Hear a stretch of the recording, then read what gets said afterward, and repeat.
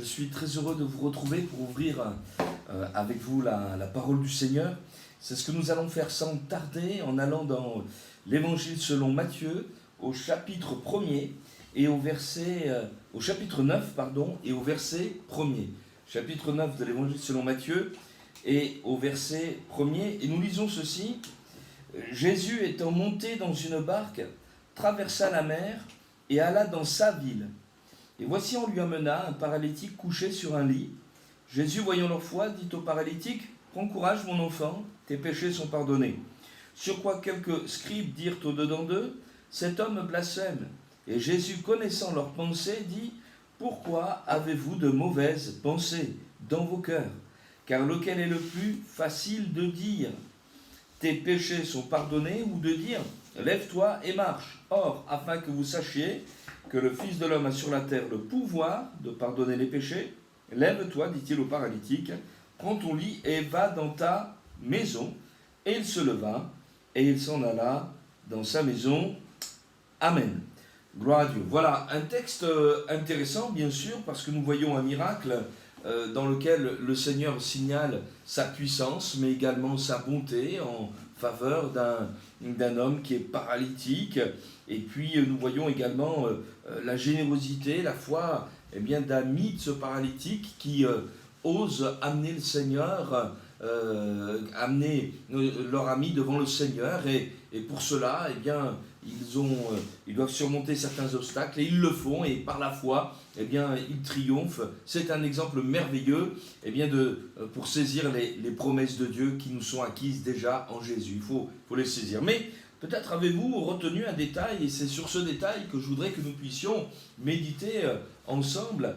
Il nous est dit que Jésus étant monté dans une barque, parce qu'auparavant il nous est dit qu'il vient de cette région de Gadara, donc il traverse la mer de Galilée d'est en ouest, il traverse donc cette mer et il alla, nous est-il dit, dans sa ville. Et c'est sur ce détail que je voudrais que nous puissions réfléchir, parce que ici, il s'agit de la ville de Capernaum, et l'Écriture nous dit que cette ville, Jésus la considère comme la sienne, comme sa ville. Et pourtant, dans la Bible, il y a bien des villes importantes. Il y a la ville de Jérusalem, il y a la ville de Jéricho, par exemple, et bien d'autres encore. Mais qu'est-ce qui fait cette différence entre Capernaum et les autres villes de la Bible? Alors, je voudrais que nous puissions voir ensemble 4 villes de la Bible dans lesquelles le Seigneur est entré, a agi, s'est manifesté. Et ces 4 villes, nous allons les voir: Bethléem, Nazareth, Jérusalem et finalement Capernaum. Alors, bien sûr, le Seigneur n'est pas allé que dans ces seules villes, mais je voudrais simplement que nous puissions méditer sur ces 4 villes, sur ce que le Seigneur y a fait, et nous allons voir à notre grand étonnement, peut-être, que à ces 4 villes correspondent également une attitude spirituelle à l'égard de Jésus, bonne ou mauvaise. C'est ce que nous allons décrire ensemble. Alors la première des villes que nous allons voir, bien sûr, c'est la ville de Bethléem. Comment parler de Jésus sans parler de Bethléem? Parce que Bethléem, nous le savons, c'est cette ville dans laquelle le Seigneur est né. Lorsque nous arrivons à l'époque de Noël, nous avons la tête remplie de cantiques qui parlent de cette ville de Bethléem. Mais savez-vous que dans l'Ancien Testament, dans le livre du prophète Michée, il nous est parlé de cette ville de Bethléem, et je vais pour vous au chapitre 5e et au verset 1er de ce livre de Michée. Il nous est dit, « Et toi, Bethléem Ephrata, petite entre les milliers de Juda, de toi sortira pour moi celui qui dominera sur Israël et dont les issues sont dès les temps anciens, dès les jours de l'éternité. » Nous voyons donc ici une prophétie extraordinaire qui annonce la venue du Sauveur, du Christ, et qui va apparaître dans la ville de Bethléem, au milieu de toutes sortes d'autres villages qui se trouvent dans cette région de Judée. Et c'est Bethléem qui verra la venue, la naissance du Messie. Vous découvrez en même temps que moi, lorsque nous lisons ces textes, que celui qui domine, voilà le Christ, le Messie, le roi attendu par Israël, il nous est dit ceci: les issues sont dès les temps, dont les issues sont dès les temps anciens, dès les jours de l'éternité. C'est-à-dire que l'origine de ce personnage qui va dominer, qui est le Christ, qui est le Messie, qui est le Sauveur, remonte au jour de l'éternité. Nous voyons ici déjà une annonce de la divinité de Jésus-Christ. Bien sûr, il est pleinement homme, il va naître d'une femme, de Marie, mais qui aura conçu miraculeusement le Seigneur, mais il est pleinement Dieu, pleinement homme, pleinement Dieu, dont les jours remontent au jour de l'éternité. Effectivement, donc je vous l'ai dit, c'est là que Jésus va naître. Et dans l'évangile selon Luc, au chapitre 2e, on va le lire également, il nous est fait mention de cette naissance en détail. Il nous est dit qu'en ce temps-là, au chapitre 2 de Luc, verset 1er, parut un édit de César Auguste ordonnant un recensement de toute la terre. Donc l'empereur César Auguste avait entrepris de recenser toutes les populations qu'il avait conquises. Et ce premier recensement eut lieu pendant que Quirinus était gouverneur de Syrie. Et tous allaient donc se faire inscrire chacun dans sa ville. Joseph aussi monta de la Galilée, de la ville de Nazareth, pour se rendre en Judée, dans la ville de David, appelée Bethléem, parce qu'il était de la maison et de la famille de David, afin de se faire inscrire avec Marie et sa fiancée qui était enceinte. Et pendant qu'ils étaient là, le temps où Marie devait accoucher arriva, et elle enfanta son fils premier-né. Elle l'emmaillota et le coucha dans une crèche, c'est-à-dire dans une mangeoire, parce qu'il n'y avait pas de place pour eux dans l'hôtellerie. Amen. Ce texte est intéressant parce qu'il nous donne moult détails sur les circonstances de la naissance du Seigneur, en quelle période ces choses se sont produites, un recensement qui eut lieu, et puis par la suite, nous voyons que cela se passe à Bethléem. Pourquoi ? Parce que Joseph est issu de la maison de David, et qui est issu de Bethléem, donc il se rend dans sa ville, la ville de ses ancêtres, pour se faire recenser. Et puis si on continue de lire le texte de la parole de Dieu, vous verrez l'annonce faite par les anges aux bergers, les bergers qui eux-mêmes vont venir voir le Seigneur Jésus qui est né. Et puis vous l'avez remarqué également, ce que j'appellerais presque entre guillemets une image d'Épinal, mais qui est authentique, le Seigneur Jésus qui est bébé, emmailloté, et qui est placé dans une mangeoire, dans une crèche. Nous voyons donc vraiment qu'à Bethléem, il se produit de grandes choses qui avaient été annoncées par avance. Mais cependant, Bethléem ne va pas être la ville du Seigneur par excellence, bien qu'elle ait été annoncée dans les prophètes. Et vous avez remarqué avec moi qu'il y a un détail qui peut-être a pu vous choquer. C'est qu'il nous est dit ceci: il n'y avait pas de place pour eux dans l'hôtellerie. En raison de l'affluence, il n'y avait plus de place dans cette pièce où se rassemblaient les voyageurs, et Joseph et Marie avaient été contraints de se retrouver aux côtés des animaux. Et je crois qu'il y a vraiment une ressemblance flagrante entre Bethléem et notre monde actuel. Comme Bethléem, notre monde est au bénéfice de promesses extraordinaires de la part de Dieu. Dieu a tant aimé le monde qu'il a donné son Fils Jésus-Christ, afin que quiconque croit en lui ne périsse pas, mais qu'il ait la vie éternelle. C'est l'évangile selon Jean, chapitre 3 et au verset 16, qui nous est dit ces choses. Mais dans la première épître de Paul à Timothée, au chapitre 2, au verset 4, il nous est dit ceci: que la volonté de Dieu, c'est que tous les hommes soient sauvés et parviennent à la connaissance de la vérité.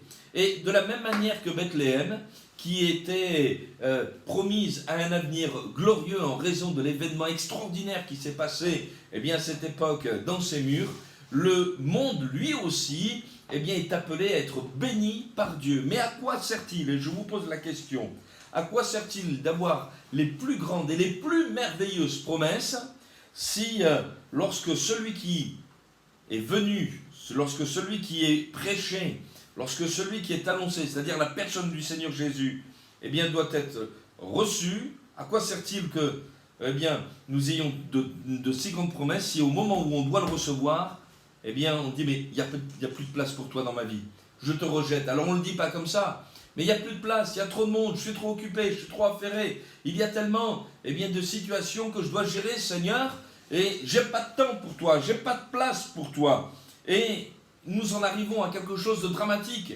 C'est alors que Dieu veut bénir, eh bien des hommes et des femmes rendent nul à leur égard le plan de Dieu, le dessein de Dieu en leur faveur.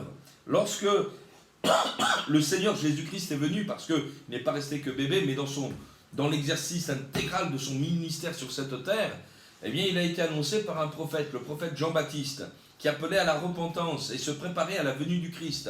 Et Jésus donnera un enseignement sur la venue de Jean-Baptiste. Et au chapitre 7 de Luc et au verset 29, il dira ceci, mais tout le peuple qui l'a entendu, et même les publicains, ont justifié Dieu. Mais ils ont dit, mais cet homme venait vraiment de la part de Dieu, et en se faisant baptiser du baptême de Jean, ils ont reconnu qu'ils avaient besoin d'un sauveur. Même les publicains, les gens de mauvaise vie, le peuple entier. Mais les pharisiens et les docteurs de la loi, en ne se faisant pas baptiser par lui, ont rendu nul à leur égard le dessein de Dieu. C'est quelque chose de dramatique, alors que Dieu veut bénir, que l'on puisse fermer son cœur et dire, mais je n'ai pas de place pour toi, Seigneur, et passer à côté de cela. À cause de cela, passer à côté du plan du Seigneur. Oh, que nous soyons des hommes et des femmes intelligents, avec un cœur capable de comprendre, que notre cœur ne s'endurcisse pas, que nous ne soyons pas des blasés de l'Évangile, parce que je voudrais vous dire que Jésus-Christ est vivant, il est ressuscité, il veut toucher encore votre cœur, et ne soyez pas de celles et ceux qui le rejettent, mais au contraire, soyez de celles et de ceux qui veulent laisser entrer Jésus dans leur vie. Voici ce que, et je le lis dans une autre traduction de la Bible, ce qu'il nous est écrit dans la première épître de Pierre au chapitre 2 et au verset 1er, c'est dans la traduction Parole de vie. Il nous est dit, rejetez donc tout ce qui est mal, et ne trompez personne, ne soyez pas faux, ne soyez pas jaloux, ne dites pas du mal des autres, mais comme des bébés qui viennent de naître, désirez le lait de la parole de Dieu. C'est un lait sans mélange. Et alors en le buvant, vous grandirez, vous serez sauvés. En effet, les livres saints le disent, vous avez goûté comme le Seigneur est bon. Amen. Mais on ne peut pas goûter que le Seigneur est bon si notre porte reste close. Il faut ouvrir son cœur. Il faut accepter que Dieu veuille te parler, veuille s'intéresser à ta vie et que tu puisses goûter à la joie, à la véritable joie de Bethléem. La deuxième ville dont je voudrais parler, c'est une ville également importante dans la vie du Seigneur, parce que c'est la ville de Nazareth. D'ailleurs, nous parlons de Jésus-Christ de Nazareth, Jésus de Nazareth. Il y a même un film qui porte ce titre. Alors, Nazareth, ça signifie verdoyant, c'est le germe.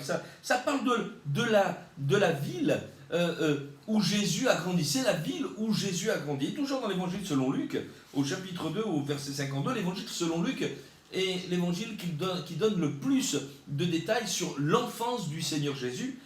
Au chapitre 2 et au verset 52, il nous est dit ceci, Jésus croissait en sagesse, en stature et en grâce devant Dieu et devant les hommes. C'est-à-dire que ces hommes de Nazareth, donc les Nazaréens, ont vu le Seigneur Jésus grandir. Ils ont connu Joseph, ils ont connu Marie, ils ont connu les frères et les sœurs du Seigneur Jésus, et puis ils ont vu Jésus lui-même, qui grandissait en stature, nous est-il dit, je reprends le texte, en stature, en sagesse, en stature et en grâce devant Dieu et devant les hommes, et ils ont vu vraiment quelque chose d'extraordinaire se faire, c'est la nature divine se développer dans la vie de Jésus.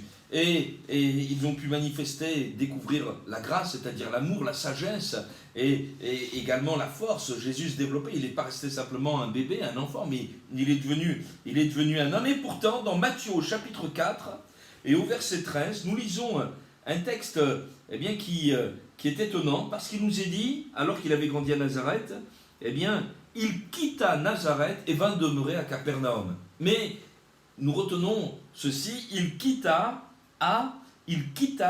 Nazareth. Et on peut se poser la question, mais comment c'est-il que, alors qu'il avait toujours grandi à Nazareth, eh bien, il a quitté cette ville de Nazareth pour exercer pleinement eh bien, son ministère dans la ville de Capernaum.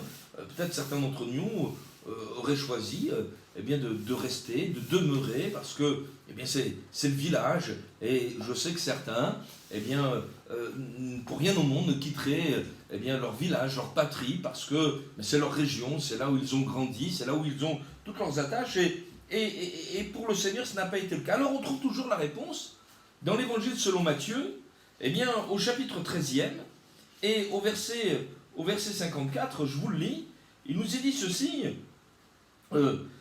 s'étant rendu dans sa patrie, c'est-à-dire à Nazareth, il enseignait dans la synagogue de sorte que ceux qui l'entendaient étaient étonnés, ils disaient, mais d'où lui viennent cette sagesse et ces miracles? N'est-ce pas le fils du charpentier?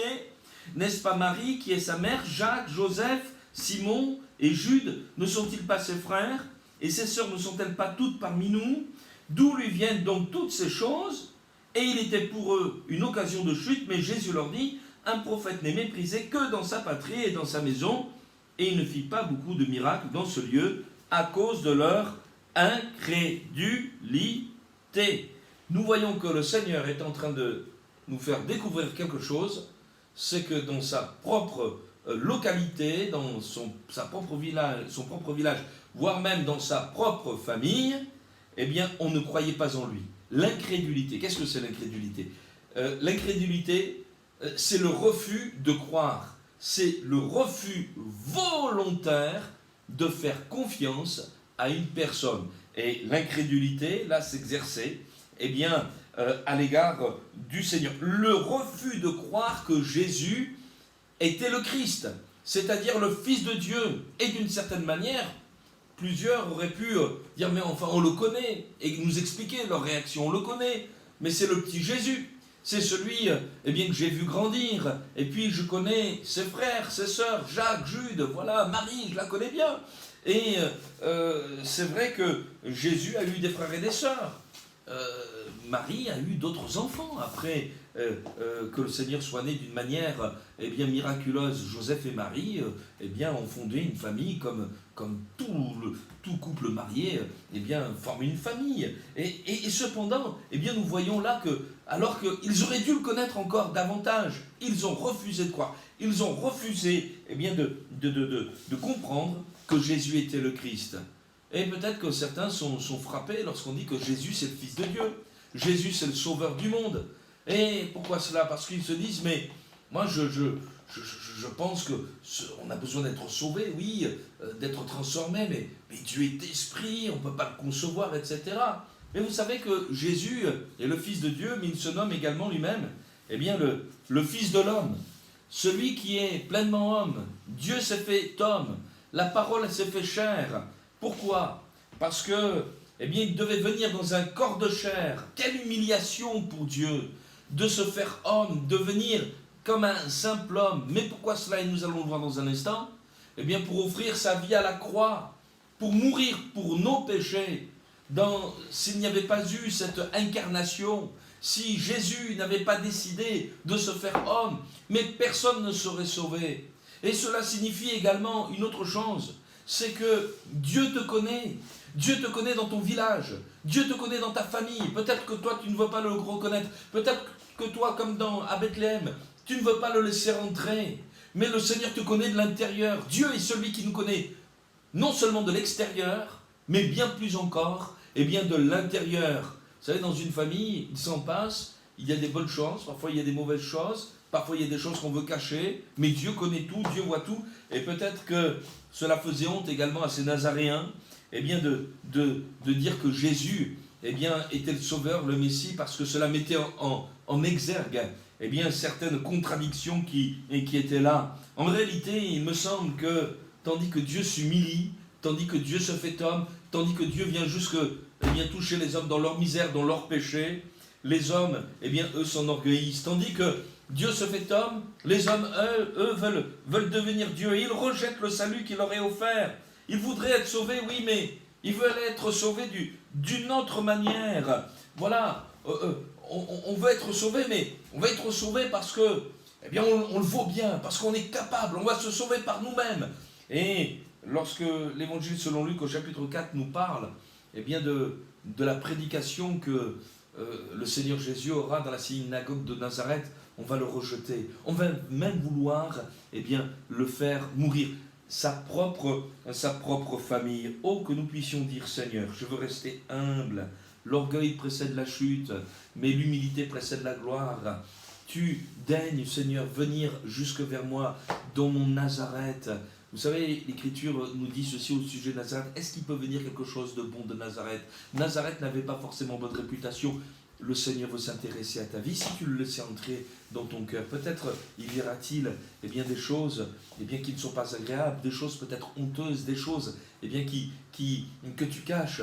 Mais le Seigneur est capable eh bien, de réparer, le Seigneur est capable de pardonner, le Seigneur est capable de changer ta vie si tu le laisses rentrer. Nous ne sommes pas sauvés eh bien, par nos œuvres, dit l'Écriture, mais nous sommes sauvés par la foi.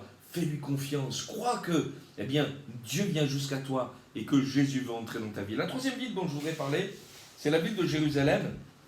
Et il est surprenant eh bien, d'apprendre que la Bible n'appelle pas la ville de Jérusalem la ville du Seigneur.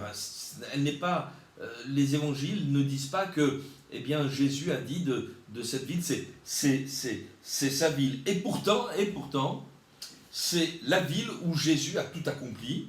C'est la ville où le Seigneur a voulu se rendre pour offrir sa vie selon ce qui était écrit de lui. Dans Luc au chapitre 9 et au verset 51, il est écrit: lorsque le temps où il devait être enlevé, c'est-à-dire mis à mort, c'est-à-dire donner sa vie en sacrifice, lorsque le temps où il devait être enlevé du monde, approcha, Jésus prit la ferme résolution de se rendre à Jérusalem. C'est là, à Jérusalem, que Jésus a souffert pour nos péchés. C'est là où Jésus a payé le prix, la dette, où il a été cloué entre deux brigands sur le mont Golgotha. C'est à Jérusalem qu'il a dit: tout est accompli.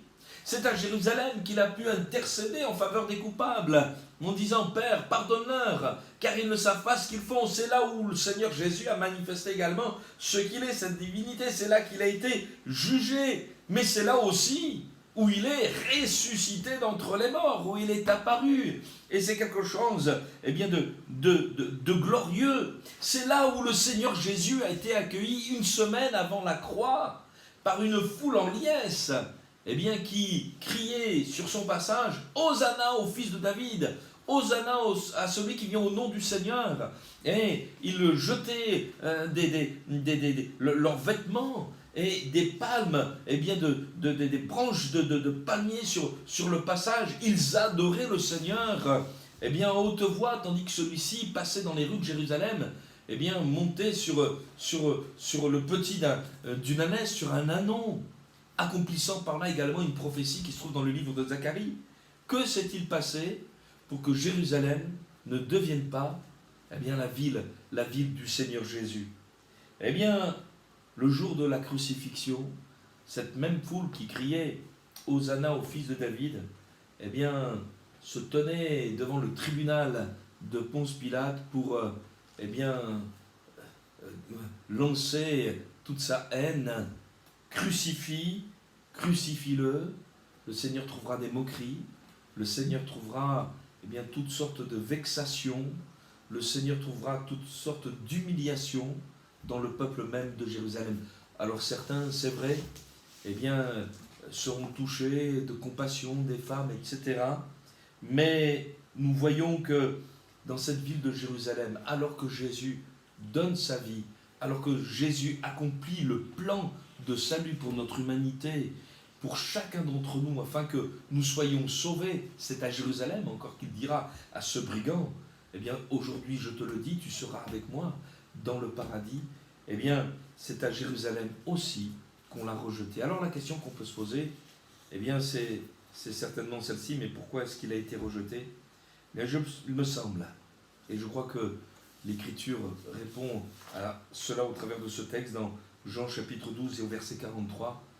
Ils aimèrent, eh bien ils préférèrent les hommes, et à Jérusalem notamment, préférèrent eh bien la gloire des hommes à la gloire de Dieu. Qu'est-ce que c'était la gloire de Dieu? La gloire de Dieu, c'est de manifester son amour en Jésus-Christ. Il prend notre place en allant jusqu'à sur la croix. Mais ça, c'est toute la chose que les hommes ne voulaient pas entendre. Parlez-moi d'un sauveur, parlez-moi de Jésus même, parlez-moi de la Bible. Mais ne me dites pas que je suis un pécheur. Ne me dites pas que quelqu'un a payé pour mes péchés. Ne me dites pas que eh bien, j'ai besoin d'être sauvé, mais moi je suis tellement bon, je suis tellement eh bien, quelqu'un d'agréable. D'ailleurs, demandez à mes amis, mes collègues de travail, eh bien, tout le monde le dira, mais moi je n'ai pas besoin qu'on paye le prix de ma dette, je la paye moi-même, ma dette. Moi, je ne suis pas esclave du péché, et puis ça ne vous regarde pas. Au XXIe siècle, le péché, ça n'existe plus. Et pourtant, le péché existe. Des hommes sont esclaves de leur péché. Et le salaire du péché, c'est la mort.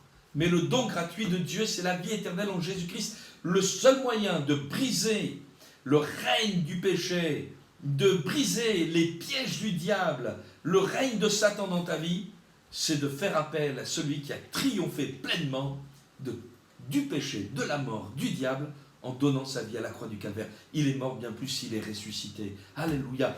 Et c'est cela qui a été accompli à Jérusalem. Mais si on ne veut pas de cela, si on veut d'un évangile, eh bien, sans la croix, on n'obtient rien. Quelle folie. Alors, on va terminer, bien sûr, sur eh bien, une note très positive.